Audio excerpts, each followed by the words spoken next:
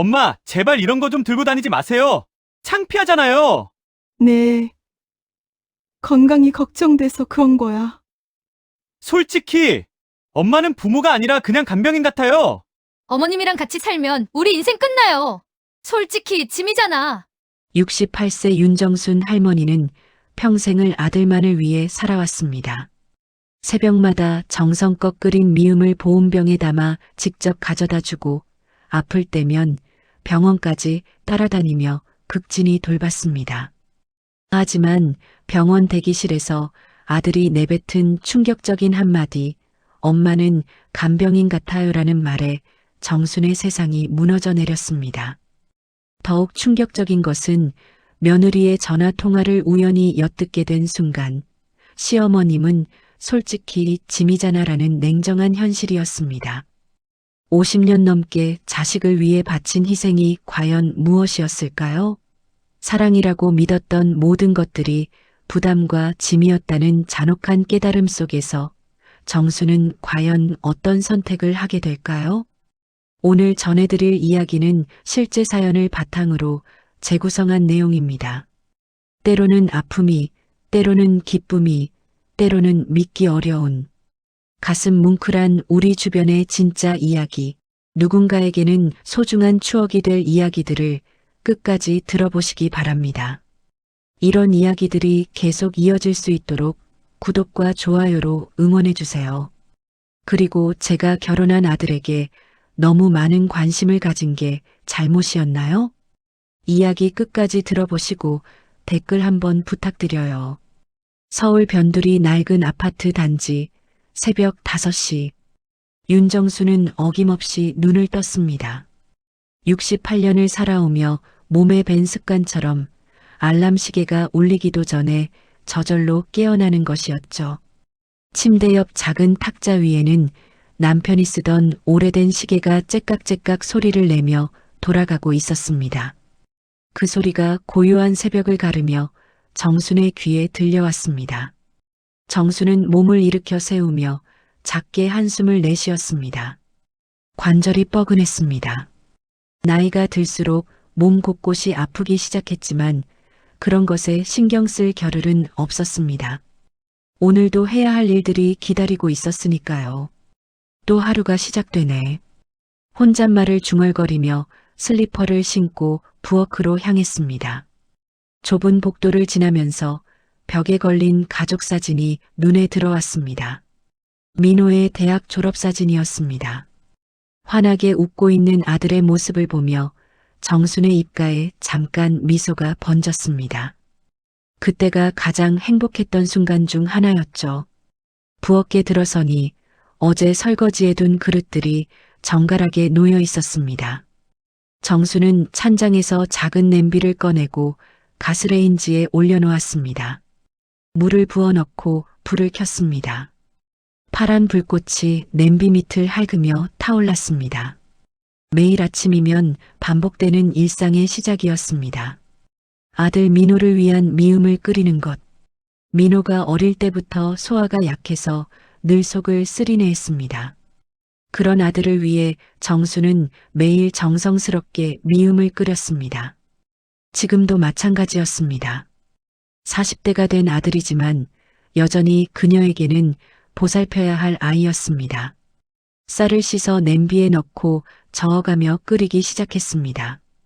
걸쭉하지도 묽지도 않게 민호가 좋아하는 농도로 맞춰야 했습니다. 미음이 끓는 동안 정수는 냉장고에서 달걀 몇 개를 꺼냈습니다. 흰 달걀들이 차가운 손에 닿았습니다.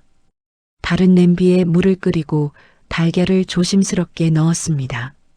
민호가 좋아하는 반숙으로 삶기 위해 타이머를 7분으로 맞춰 놓았습니다.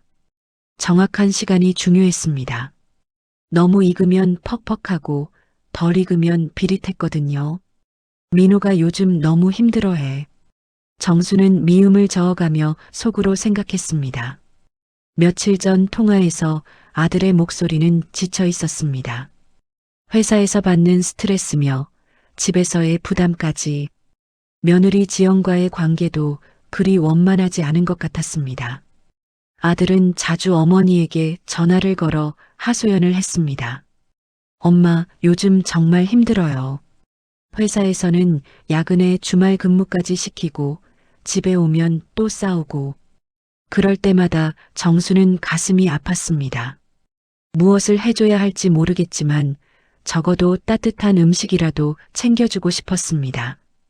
어머니로서 할 수 있는 일이 그것뿐인 것 같았거든요. 미움이 적당히 끓었습니다. 정수는 불을 끄고 보온병을 꺼냈습니다. 수년 전 민호가 사준 빨간색 보온병이었습니다. 페인트가 조금씩 벗겨져 있었지만 정순에게는 소중한 물건이었습니다. 뜨거운 미음을 조심스럽게 부어 넣었습니다. 하얀 김이 모락모락 올라왔습니다. 타이머가 울렸습니다. 달걀이 다 삶아진 것입니다. 정수는 찬물에 달걀을 담가 식혔습니다. 뜨거운 달걀이 차가운 물에 닿으며 지직거리는 소리가 났습니다. 적당히 식힌 후 껍질을 까서 작은 밀폐 용기에 정성스럽게 담았습니다. 보온병과 달걀통을 검은색 가방에 넣었습니다. 혹시나 해서 젓가락과 종이컵도 함께 챙겼습니다. 문 앞에서 다시 한번 확인했습니다. 빠뜨린 것은 없는지 말입니다. 지갑, 핸드폰, 교통카드까지 모두 챙겼습니다. 현관문을 열고 아파트를 나섰습니다. 복도는 아직 어둠에 쌓여 있었습니다. 형광등 불빛이 희미하게 복도를 비추고 있었습니다. 엘리베이터를 기다리며 정수는 하늘을 올려다봤습니다. 구름이 잔뜩 낀 회색빛 하늘이었습니다. 비가 올 것 같지는 않았지만 혹시나 해서 작은 우산도 챙겼습니다. 버스 정류장까지 걸어가는 길, 정순의 발걸음은 어쩐지 무거웠습니다. 아직 사람들이 많지 않은 새벽 거리를 혼자 걸으며 문득 이런 생각이 들었습니다. 내가 언제까지 이렇게 살아야 할까? 남편이 세상을 떠난 지도 벌써 12년이 넘었습니다. 혼자서 민호를 키우며 남의 집 가사도우미 일을 하며 살아온 세월들. 새벽부터 늦은 밤까지 하루도 쉬지 않고 일했습니다. 민호의 학비를 위해, 생활비를 위해. 그 시절을 버텨낸 것도 오직 아들 때문이었습니다. 이제는 아들도 장성해서 결혼까지 했건만 여전히 그녀의 하루는 아들을 위한 일로 시작되고 끝났습니다. 보온병에 미음을 끓이고 달걀을 삶고 직접 가져다 주는 것. 그것이 정순의 일상이 되어버렸습니다. 버스가 도착했습니다. 406번 버스였습니다. 정수는 교통카드를 대고 뒷자리에 조용히 앉았습니다. 아직 승객이 많지 않아 여유로웠습니다. 창밖으로 스쳐 지나가는 풍경을 바라보며 오늘도 아들에게 따뜻한 미음과 달걀을 전해주겠다는 생각에 작은 위안을 느꼈습니다. 하지만 가슴 한편으로는 설명할 수 없는 공허함이 자리 잡고 있었습니다. 이런 일상이 언제까지 계속될까 하는 막연한 불안감. 그리고 이것이 정말 아들을 위한 일인지 아니면 자신의 외로움을 달래기 위한 일인지에 대한 의문. 버스는 도심을 향해 달려갔습니다. 창밖으로 해가 떠오르기 시작했습니다. 새로운 하루가 시작된 것입니다. 정수는 가방 안에 보온병을 한 번 더 확인했습니다. 아직 따뜻했습니다. 민호가 좋아할 것입니다. 민호의 회사 근처에 도착한 정수는 익숙한 발걸음으로 1층 로비로 향했습니다. 유리문을 밀고 들어서니 에어컨 바람이 시원하게 맞았습니다. 로비 한편에 마련된 소파에 앉아 아들에게 전화를 걸었습니다. 민호야, 엄마가 왔다. 1층 로비에서 기다릴게. 아, 네. 지금 내려갈게요. 전화 너머로 들리는 아들의 목소리는 여전히 지쳐 보였습니다. 정수는 가방에서 보온병과 달걀통을 꺼내 무릎 위에 올려놓았습니다.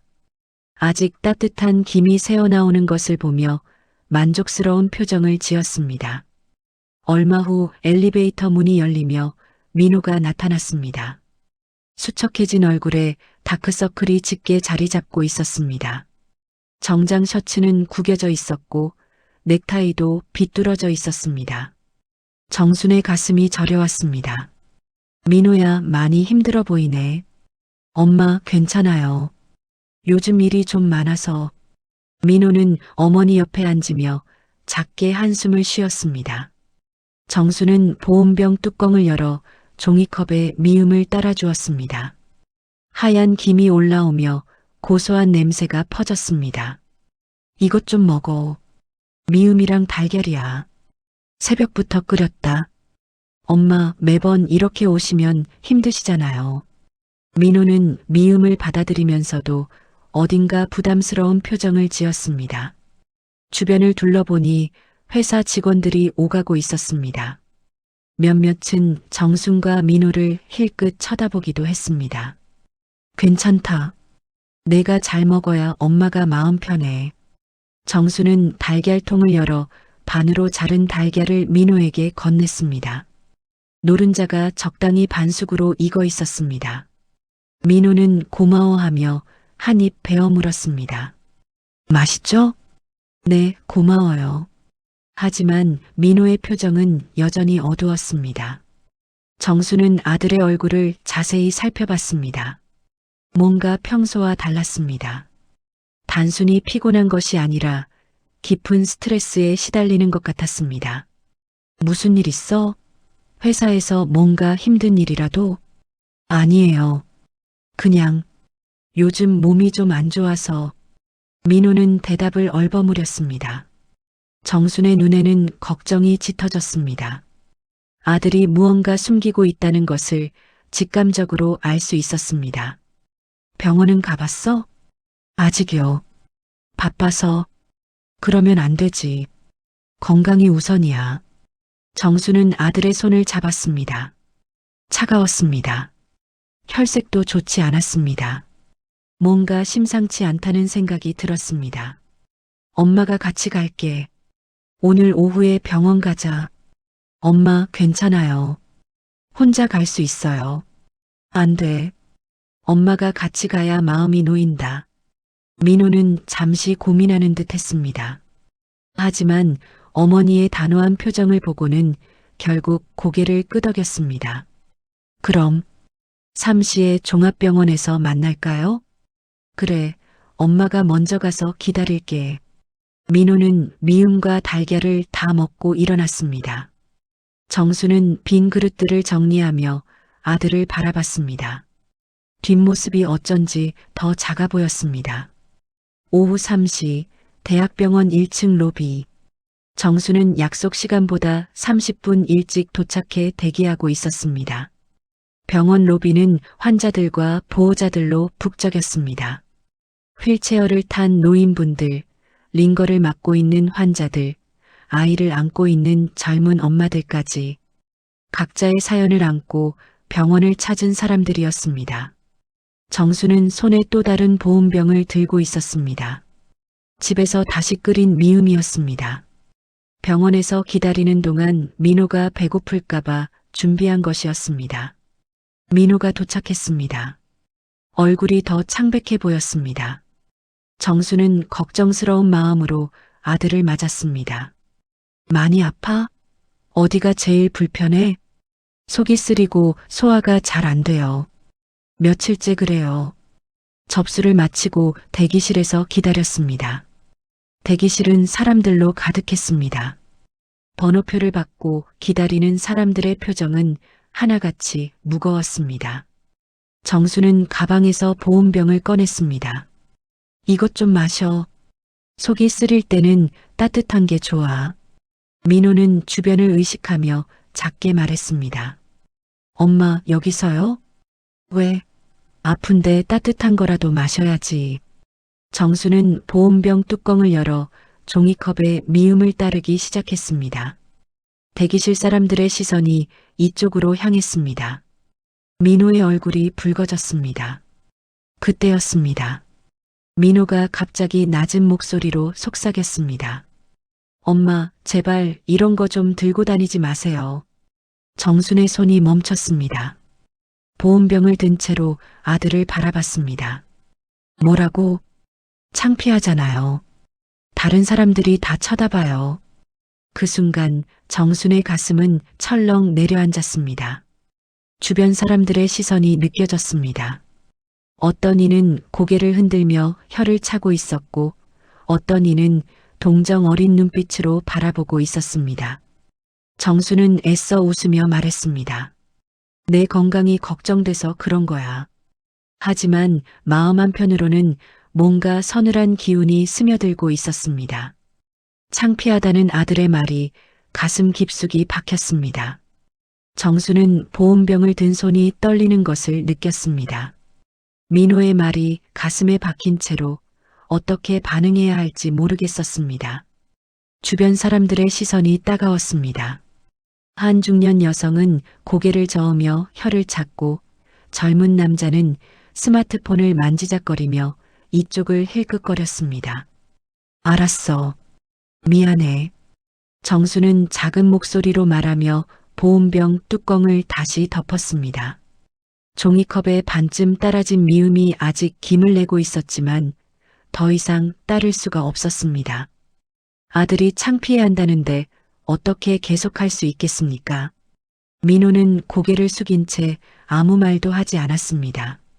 정수는 조용히 보온병을 가방 안에 넣었습니다. 그 모습을 지켜보던 옆자리 할머니가 작게 혀를 찼습니다. 요즘 자식들은 정말... 그 말이 정순의 귀에 들렸지만 아무런 반응을 보이지 않았습니다.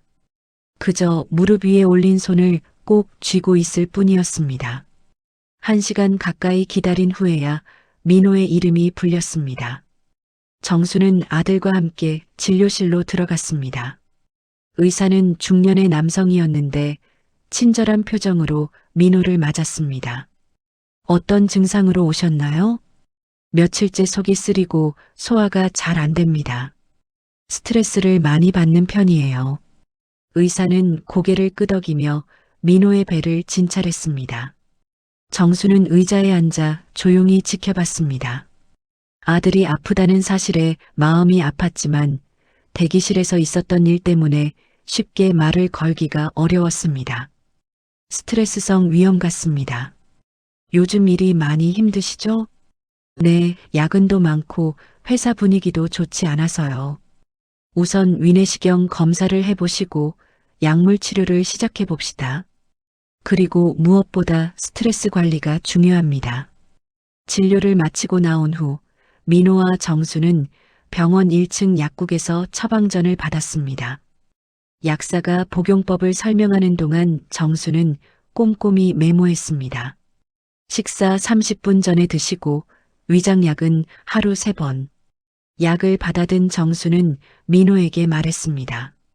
집에 와서 죽이라도 끓여 먹어야겠다. 엄마 괜찮아요. 지영이가 해줄 거예요. 민호의 말에 정수는 잠깐 말을 잃었습니다. 며느리가 해줄 거라니.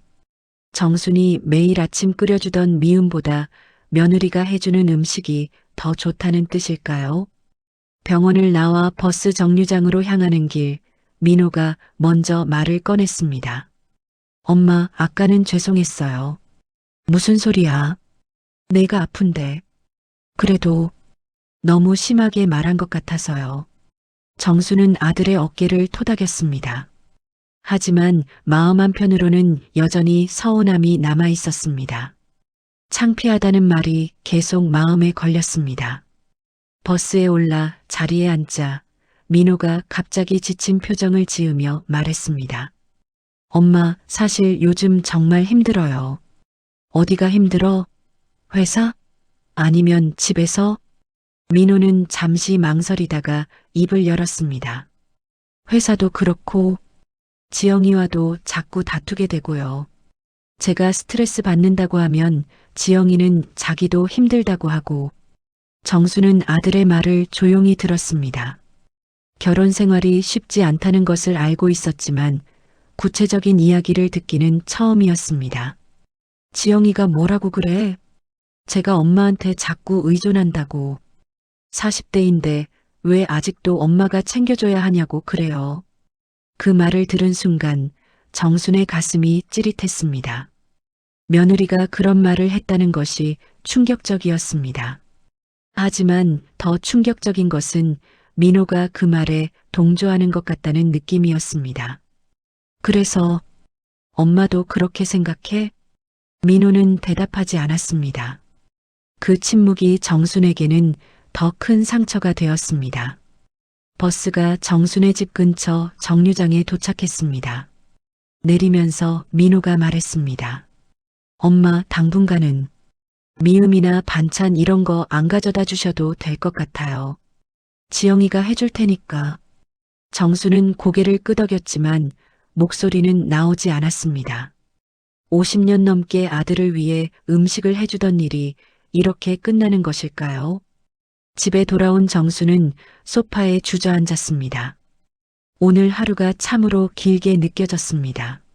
아침에 정성스럽게 끓인 미음, 정확히 7분 삶은 달걀, 그리고 병원 대기실에서 받은 sakcho까지. 정수는 부엌으로 가서 남은 미음을 확인했습니다.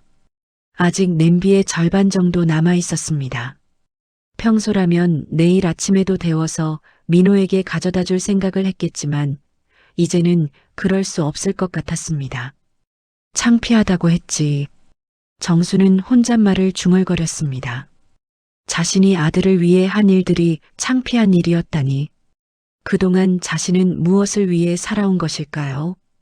텔레비전을 켜놓고 저녁을 혼자 먹었습니다. 뉴스에서는 오늘도 여러 가지 소식들을 전하고 있었지만 정순의 머릿속에는 민호의 말만 맴돌았습니다. 엄마는 간병인 같아요. 갑자기 그런 생각이 들었습니다. 병원에서 민호가 직접 말하지는 않았지만 그의 표정과 행동에서 그런 뜻을 읽을 수 있었습니다.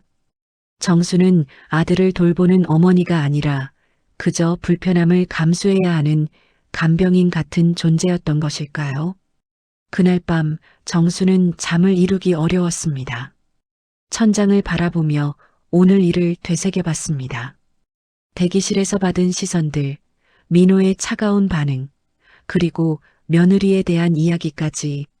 내가 정말 짐이 되고 있는 건가? 그 생각이 머릿속을 떠나지 않았습니다. 지금까지 자신이 해온 일들이 사랑이 아니라 부담이었다는 깨달음이 서서히 스며들고 있었습니다.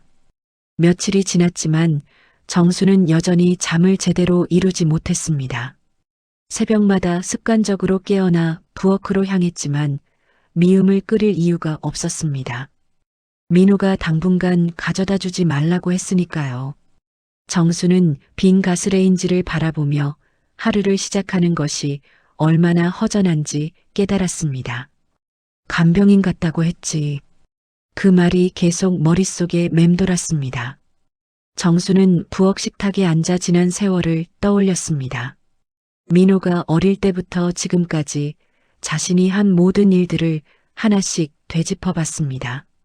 남편이 세상을 떠난 후 정수는 혼자서 민호를 키워야 했습니다. 가사도우미 일을 하며 번 돈으로 아들의 학비를 댔습니다. 새벽 5시부터 밤 10시까지 하루도 쉬지 않고 일했습니다. 손이 틀어지고 무릎이 아파와도 참았습니다. 그때는 정말 힘들었지. 정수는 혼잣말을 하며 과거를 회상했습니다. 민호의 중학교 입학식 때 다른 아이들은 아버지와 어머니가 함께 왔는데 민호는 어머니 혼자였습니다. 정수는 그날 아들에게 미안한 마음이 들어 더 열심히 살겠다고 다짐했었습니다. 고등학교 때는 더 힘들었습니다. 학원비며 참고서비며 돈이 들어갈 곳이 한두 곳이 아니었습니다. 정수는 주말에도 일했습니다. 명절에도 쉬지 않았습니다. 오직 민호의 미래를 위해서였습니다. 대학 갈 때는 정말 기뻤는데 민호가 대학에 합격했을 때의 기쁨을 잊을 수 없었습니다. 정수는 그날 밤 혼자 울었습니다. 기쁨의 눈물이었습니다. 아들이 훌륭하게 자라주었다는 뿌듯함이었습니다. 그런데 지금은 어떻습니까? 그 모든 희생과 사랑이 간병인이라는 말 한마디로 묻혀버린 것 같았습니다. 정수는 서랍에서 오래된 사진첩을 꺼냈습니다. 민호의 어릴 적 사진들이 가득했습니다. 돌잔치 사진, 유치원 졸업 사진, 초등학교 운동회 사진까지 모든 사진 속에서 민호는 환하게 웃고 있었습니다. 이때는 정말 예뻤는데 정수는 사진을 어루만지며 미소를 지었습니다. 하지만 그 미소도 잠깐이었습니다. 현실로 돌아오니 마음이 무거웠습니다. 그때 현관문에서 소리가 났습니다. 누군가 오고 있는 것 같았습니다. 정수는 사진첩을 정리하고 문 쪽으로 향했습니다. 누구세요? 엄마, 민호예요. 민호의 목소리였습니다. 정수는 놀라며 문을 열었습니다. 민호가 혼자 서 있었습니다. 얼굴이 더 야위어 보였습니다. 왜 왔어? 갑자기. 그냥 엄마 얼굴이 보고 싶어서요. 민호는 집 안으로 들어와 소파에 앉았습니다. 정수는 냉장고에서 물을 꺼내 아들에게 건넸습니다. 많이 힘들어 보이네. 약은 잘 먹고 있어? 네, 먹고 있어요. 민호는 물을 마시며 어머니를 바라봤습니다. 뭔가 말하고 싶어 하는 것 같았지만 쉽게 입을 열지 못했습니다. 무슨 일 있어? 지영이와 또 싸웠어? 아니요. 그게 아니라. 민호는 잠시 망설이다가 입을 열었습니다. 엄마, 제가 지난번에 너무 심하게 말한 것 같아서요. 정수는 고개를 저었습니다. 괜찮다. 내가 아픈데 뭘. 아니에요. 정말 죄송해요. 병원에서 창피하다고 한 것도, 미음 가져다 주지 말라고 한 것도. 민호의 목소리가 떨리고 있었습니다.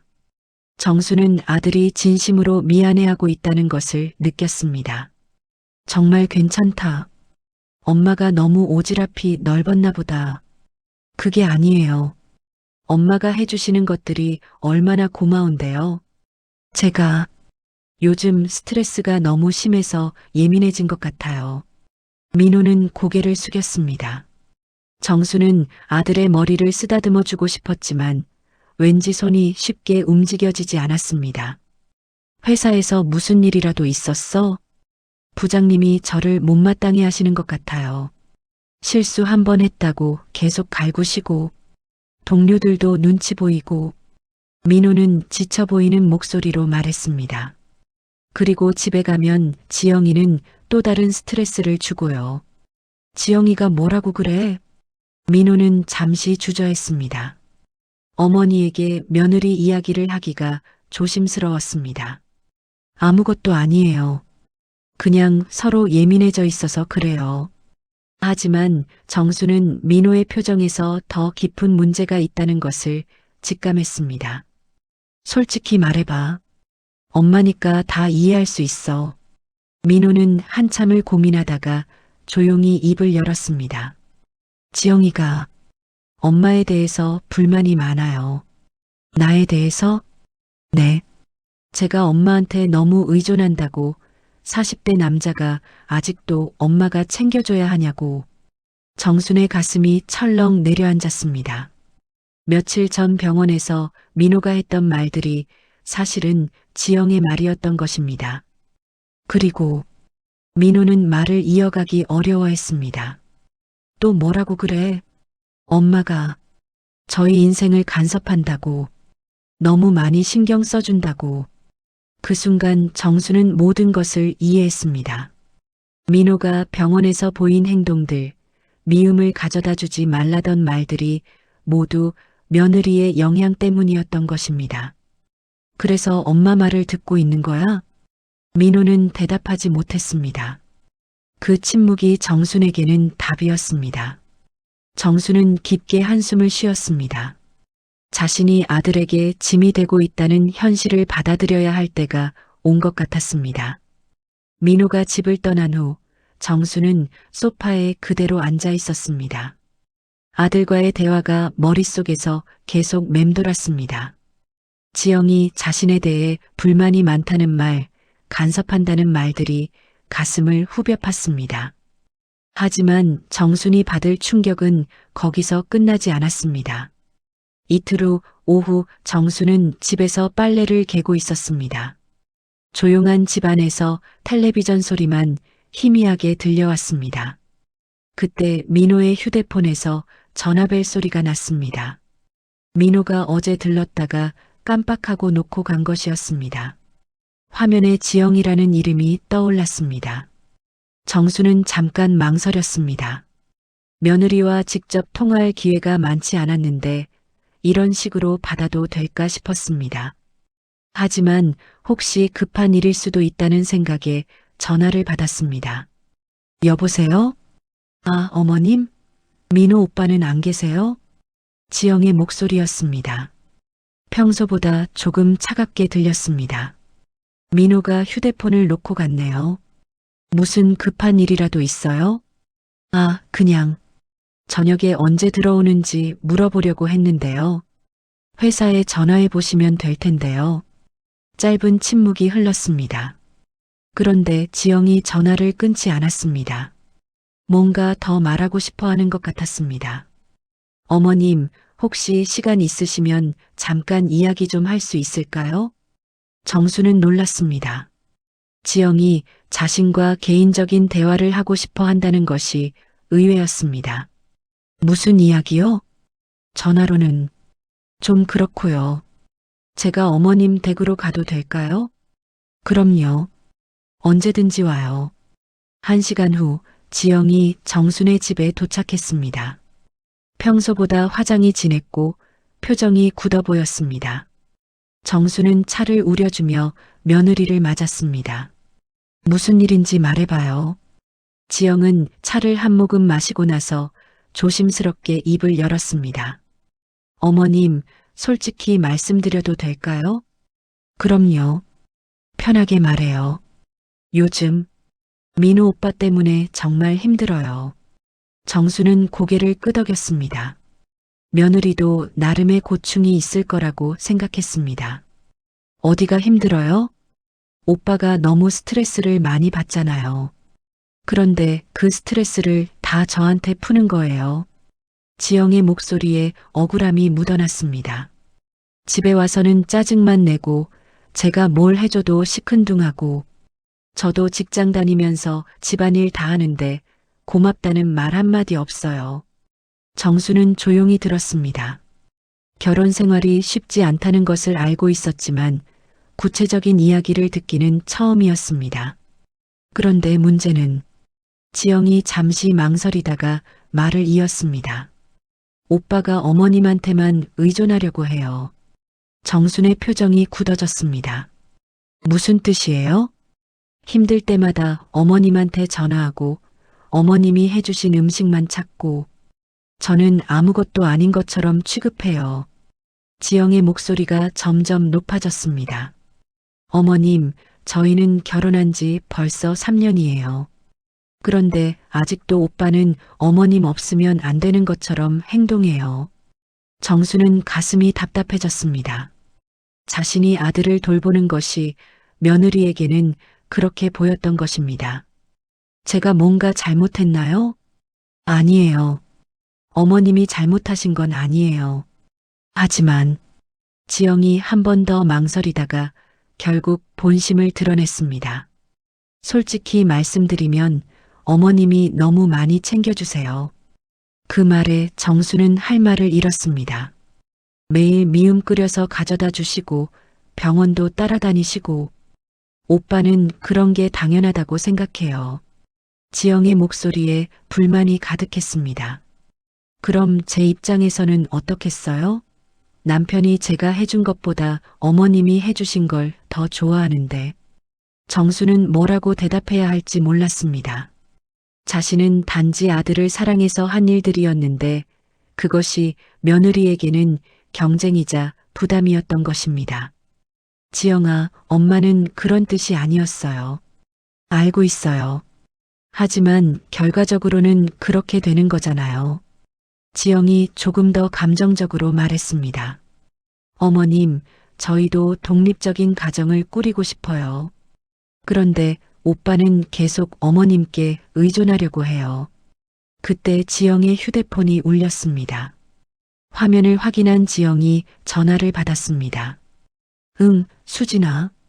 전화 너머에서 친구의 목소리가 들렸습니다.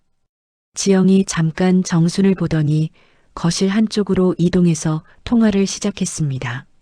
하지만 집이 좁아서 대화 내용이 다 들렸습니다. 응, 지금 시어머님 댁에 와 있어. 뭐하러? 아, 그 얘기하러? 응, 정말 답답해서. 우리 남편이 마마보이라서 못 살겠어.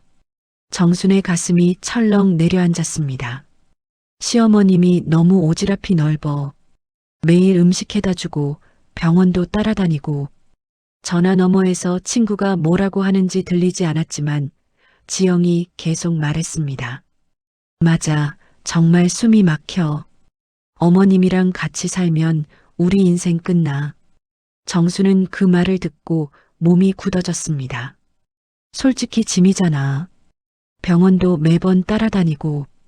지영은 정순이 들을 수 있다는 것을 완전히 잊고 있는 것 같았습니다. 나도 우리 남편 챙기고 싶은데 시어머님이 다 해버리니까 설 자리가 없어. 정수는 소파에 그대로 앉아 있었지만 온몸이 떨리고 있었습니다. 며느리의 진심을 듣게 된 것입니다. 어쨌든 오늘 확실히 말씀드려야겠어. 더 이상은 못 참겠어. 지영이 통화를 마치고 돌아왔을 때 정순의 얼굴은 창백해져 있었습니다. 어머님, 죄송해요. 친구가 급한 일이 있다고 해서. 하지만 정수는 대답할 수 없었습니다. 방금 들은 말들이 칼처럼 가슴을 후벼 파고 있었습니다. 어머님, 괜찮으세요? 지영이 걱정스러운 표정으로 물었습니다. 그제서야 정순이 겨우 입을 열었습니다. 지영아, 너 지금 친구한테 한 말 다 들었어. 지영의 얼굴이 순간 하얘졌습니다. 어머님, 그게 나는 가족이 아니라 짐이었구나. 정순의 목소리가 떨리고 있었습니다. 68년을 살아오며 이렇게 깊은 상처를 받아본 적이 없었습니다. 지영의 얼굴이 창백해졌습니다. 정순이 자신의 전화 내용을 모두 들었다는 사실을 깨달은 순간이었습니다. 어머님, 제가 그게 아니라. 지영은 당황한 채로 변명을 시작했지만 정수는 조용히 손을 들어 제지했습니다. 됐어. 내 진심을 들었으니까. 정순의 목소리는 차분했지만 그 안에는 깊은 상처가 배어 있었습니다. 어머님, 정말 죄송해요. 제가 너무 감정적이었어요. 아니야. 오히려 고마워. 솔직하게 말해줘서. 정수는 일어나서 창문 쪽으로 갔습니다. 해가 지고 있었습니다. 붉은 노을이 아파트 사이로 스며들고 있었습니다. 지영아, 나도 솔직히 말할게. 정순이 뒤돌아보며 말했습니다. 나는 정말 민호가 행복했으면 좋겠어서 그런 거였어. 너희 둘이 잘 살았으면 해서. 알고 있어요, 어머님. 하지만 내가 모르는 사이에 너희한테 짐이 되고 있었구나. 정순의 눈가에 눈물이 맺혔습니다. 어머님, 괜찮아. 이제 알았으니까. 정순은 다시 소파로 돌아와 앉았습니다. 지영아, 내 말이 맞아. 민호는 이제 어른이고 너희는 독립된 가정이야.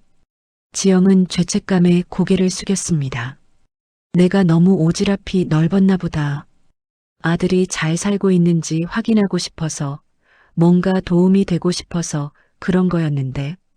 어머님, 저도 이해해요. 하지만, 알았어. 이제 그만할게. 정순의 말에 지영은 오히려 더 미안해졌습니다. 어머님, 제가 너무 심하게 말한 것 같아요. 아니야. 내가 참고 또 참았을 텐데, 이제야 터진 거겠지. 정수는 지영을 바라봤습니다. 며느리도 나름의 고충이 있었을 것입니다. 지영아, 너도 힘들었겠다. 시어머니가 자꾸 간섭하니까. 그게 간섭이라기보다는. 지영은 말을 잇기 어려워했습니다. 솔직히 말해봐. 편하게. 어머님이 너무 완벽하게 해주시니까 제가 설 자리가 없는 것 같았어요. 지영의 진심이 나오기 시작했습니다. 민호 오빠가 제가 해준 음식보다 어머님 미음을 더 좋아하고 제가 챙겨줘도 어머님이 챙겨주는 것만 고마워하고 그랬구나. 저도 아내로서 남편을 돌보고 싶은데 어머님이 다 하시니까 저는 뭐 하는 사람인가 싶었어요. 정수는 지영의 마음을 이해할 수 있었습니다. 자신도 젊은 시절 시어머니와 비슷한 경험이 있었기 때문입니다. 미안해. 내가 생각이 짧았어. 아니에요. 어머님 잘못이 아니에요. 두 사람 사이에 잠깐 침묵이 흘렀습니다. 그럼 이제 어떻게 할까? 정순이 먼저 입을 열었습니다. 제가 민호 오빠랑 잘해볼게요. 어머님께 의존하지 않도록. 고마워. 그럼 나도 이제 뒤로 물러설게. 정순의 말에 지영은 복잡한 표정을 지었습니다. 어머님, 완전히 관계를 끊자는 게 아니에요. 알아. 하지만 적당한 거리는 필요하겠지. 그날 밤 지영이 돌아간 후 정수는 혼자 앉아 생각에 잠겼습니다. 며느리와의 대화가 계속 머릿속에서 맴돌았습니다. 짐이라고 했지. 그 말이 가장 아팠습니다. 자신이 사랑으로 한 일들이 누군가에게는 짐이 되고 있었다니. 정수는 거울을 보았습니다. 68세의 늙은 여자가 거기 있었습니다. 주름진 얼굴, 하얀 머리, 구부정한 어깨. 언제부터 이렇게 늙었을까요? 내가 언제부터 이렇게 초라해졌지? 거울 속에 자신이 낯설었습니다. 언제부터 자신의 존재가 이렇게 작아졌을까요? 아들을 위해서만 살다 보니 정작 자신은 어디에도 없었습니다. 그날 밤 정수는 잠을 이루지 못했습니다. 천장을 바라보며 지난 세월을 되돌아봤습니다. 남편이 세상을 떠난 후 지금까지 오직 민호를 위해 살았습니다. 자신의 꿈, 자신의 행복, 자신의 인생은 모두 뒤로 밀어둔 채 이제는 어떻게 살아야 할까? 68세에 새로운 인생을 시작한다는 것이 가능할까요? 아들에게 의존하지 않고 혼자서도 의미 있는 삶을 살 수 있을까요? 새벽이 되어서야 정수는 잠깐 눈을 붙였습니다. 하지만 평소 습관대로 5시에 깨어났습니다. 부엌으로 가려다가 멈췄습니다. 더 이상 미음을 끓일 이유가 없었습니다. 정수는 대신 차를 끓였습니다. 혼자 마실 차를. 창밖을 바라보며 차를 마시는데 문득 이런 생각이 들었습니다. 언제부터 내 시간이 없었지? 항상 민호의 시간에 맞춰 살았습니다. 민호가 일어나는 시간, 민호가 출근하는 시간, 민호가 배고플 시간.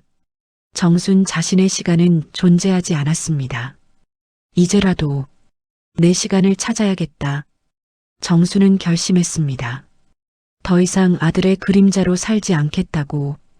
비로소 자신을 위한 삶을 찾겠다고. 하지만 막상 무엇을 해야 할지는 막막했습니다. 68년을 살아오면서 자신을 위해 뭔가를 해본 기억이 별로 없었습니다. 취미도 친구도 꿈도 모두 뒤로 밀어둔 채 살아왔으니까요. 경로당이라도 가볼까? 문득 그런 생각이 들었습니다. 오래전에 동네 분들이 경로당에 나오라고 권했던 적이 있었습니다. 하지만 그때는 민호 돌보기에 바빠서 거절했었습니다. 이제는 시간이 있으니까. 정수는 작은 희망을 품었습니다. 새로운 시작이 가능할지도 모른다는 희망을. 며칠 후 정수는 처음으로 동네 경로당 문을 두드렸습니다. 오래된 건물 1층에 자리한 경로당은 생각보다 활기찼습니다.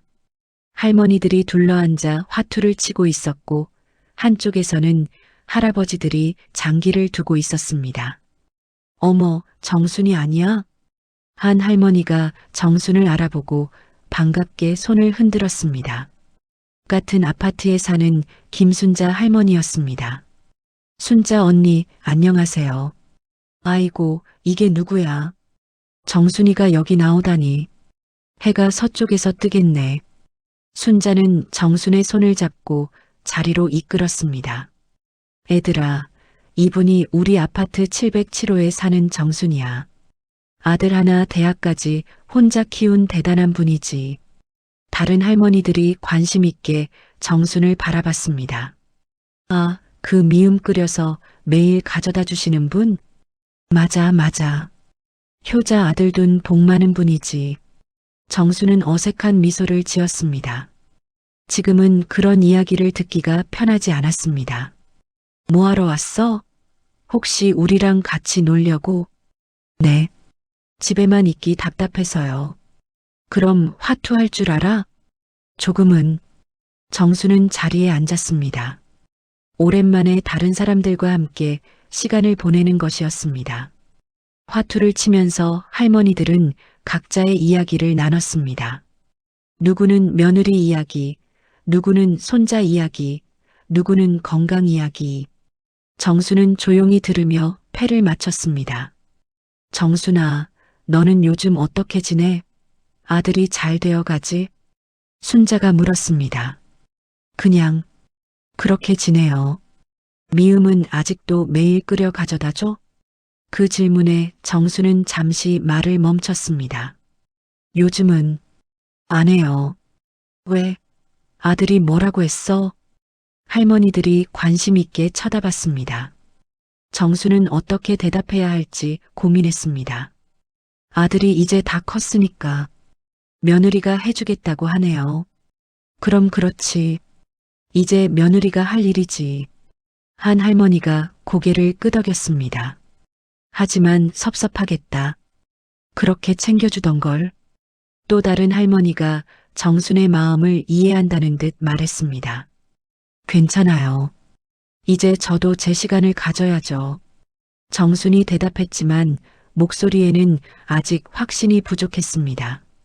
그날 오후 정순은 경로당에서 시간을 보낸 후 집으로 돌아왔습니다. 오랜만에 다른 사람들과 대화를 나눈 것이 나름 기분 전환이 되었습니다. 저녁 시간이 되자 민호에게서 전화가 왔습니다. 엄마, 안녕하세요. 민호야. 왜? 그냥 안부 인사드리려고요. 민호의 목소리가 평소와 달랐습니다. 뭔가 조심스러워하는 것 같았습니다. 지영이한테 들었어요.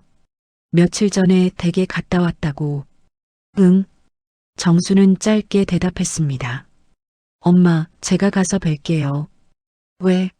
무슨 일이야? 그냥 할 말이 있어서요. 1시간 후 민호가 도착했습니다. 평소보다 표정이 어두웠고 뭔가 결심한 듯한 모습이었습니다. 엄마, 지영이한테 들었어요. 그날 무슨 일이 있었는지. 정수는 고개를 끄덕였습니다. 지영이가 정말 죄송하다고 하더라고요. 괜찮다고 해. 지영이 잘못 없어.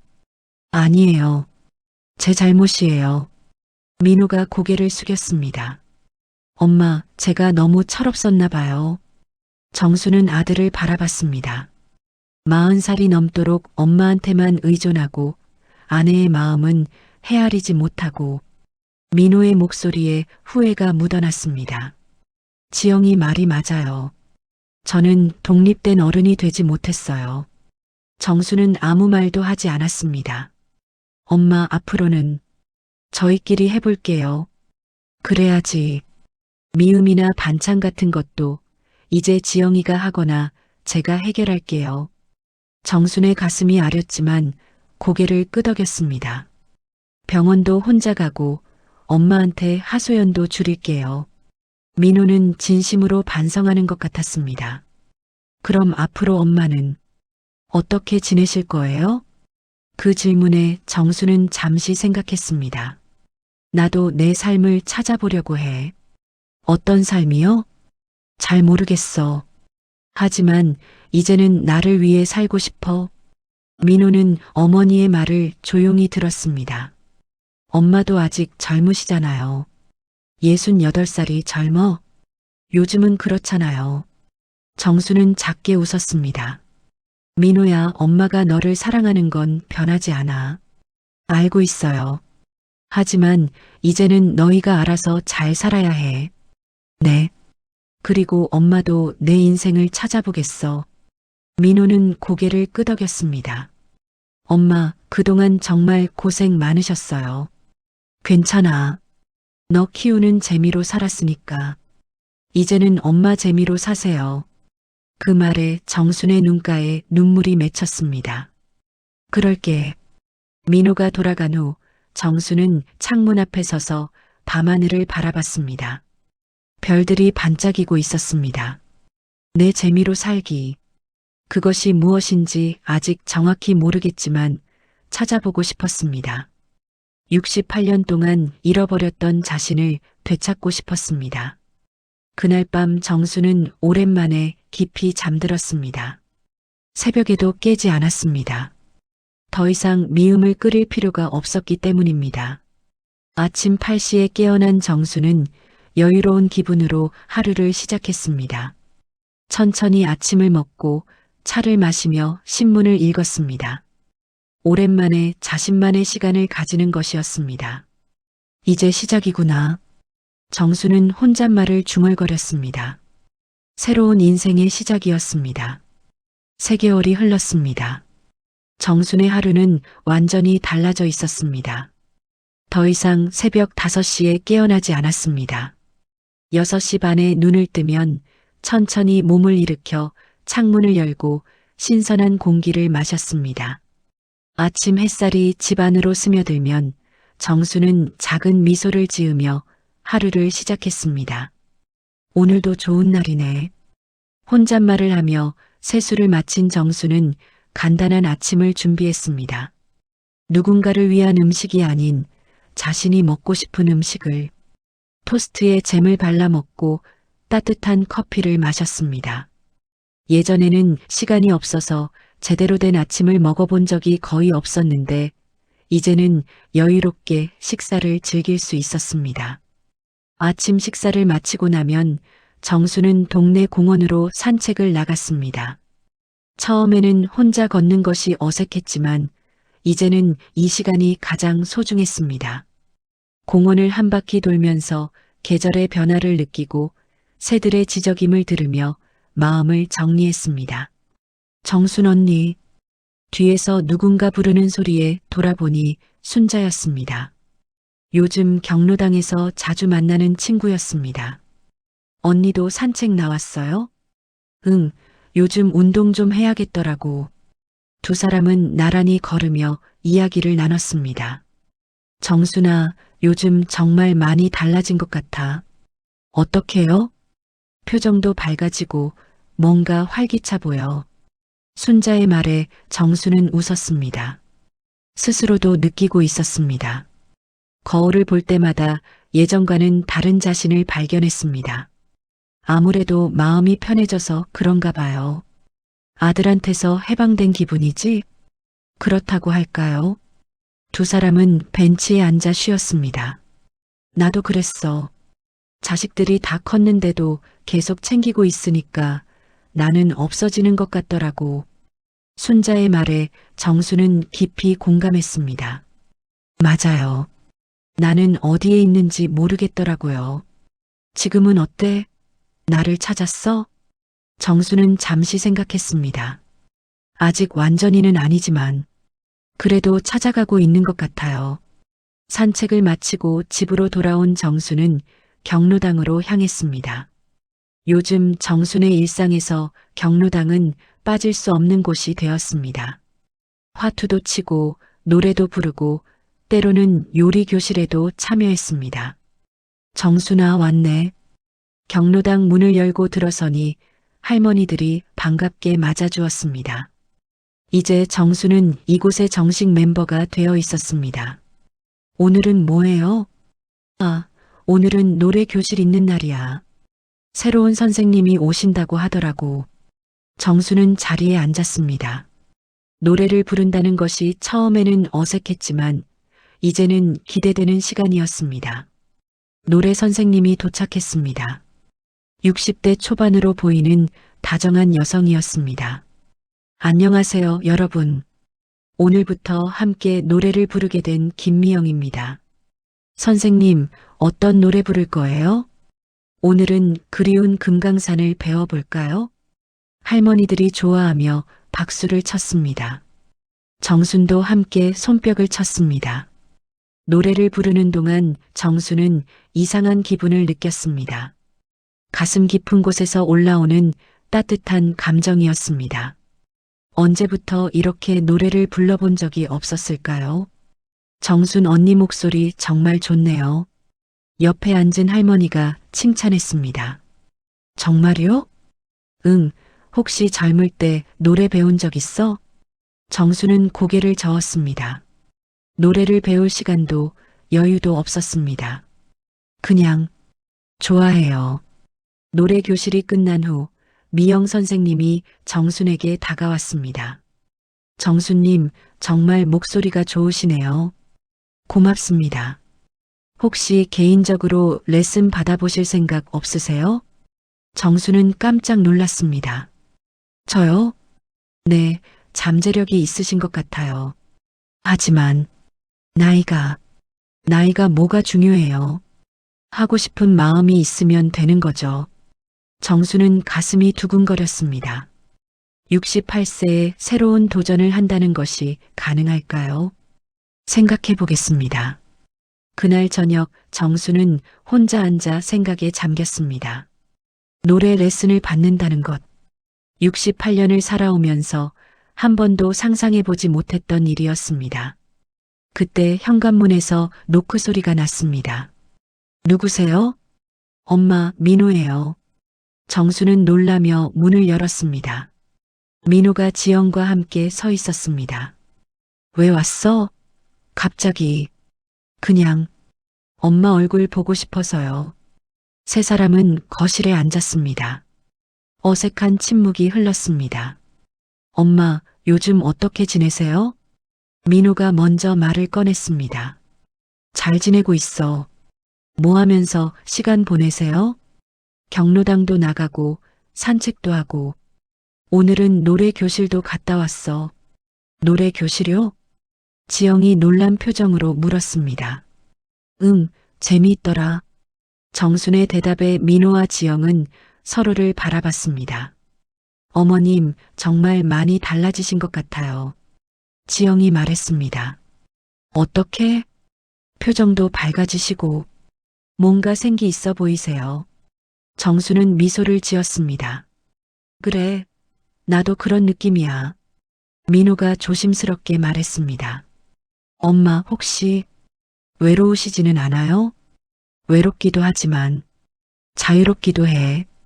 정순의 솔직한 대답에 민호는 복잡한 표정을 지었습니다. 엄마, 제가 너무 심했나요? 아니야. 내가 독립해야 할 때가 된 거야. 하지만 민호야, 엄마도 내 인생을 살고 싶어. 정순의 단호한 목소리에 민호는 고개를 끄덕였습니다. 앞으로도 가끔 안부 인사는 드릴게요. 그럼. 하지만 예전처럼 의존하지는 않을게요. 고마워. 민호와 지영이 돌아간 후 정수는 거울 앞에 섰습니다. 거울 속에 비친 자신의 모습이 예전과는 달랐습니다. 눈에 생기가 돌고 입가에 미소가 머물고 있었습니다. 이제야 나를 찾은 것 같아. 정수는 노래 레슨을 받기로 결심했습니다. 68세의 늦은 나이지만 하고 싶은 일을 하며 살기로 했습니다. 다음 날 아침 정수는 활짝 웃으며 공원을 걸었습니다. 새들이 지저귀고 꽃들이 피어나고 세상이 아름다워 보였습니다. 버스 유리창에 비친 자신의 얼굴을 보니 더 이상 눈물로 얼룩지지 않았습니다. 이제라도 내 인생을 찾았다. 정수는 비로소 자신을 위해 살아가기로 한 것입니다. 그리고 그 변화는 민호에게도 작은 울림이 되어 언젠가 더 성숙한 관계로 발전할 희망의 씨앗이 되었습니다. 68세, 정순의 새로운 인생이 시작된 것입니다. 오늘의 이야기가 마음에 남으셨다면 구독과 좋아요로 마음을 전해주세요. 어려움을 겪었던 정순 어머니에게도 응원의 댓글 한 줄 부탁드립니다. 항상 건강하시고 행복 가득한 하루 보내시길 바랍니다.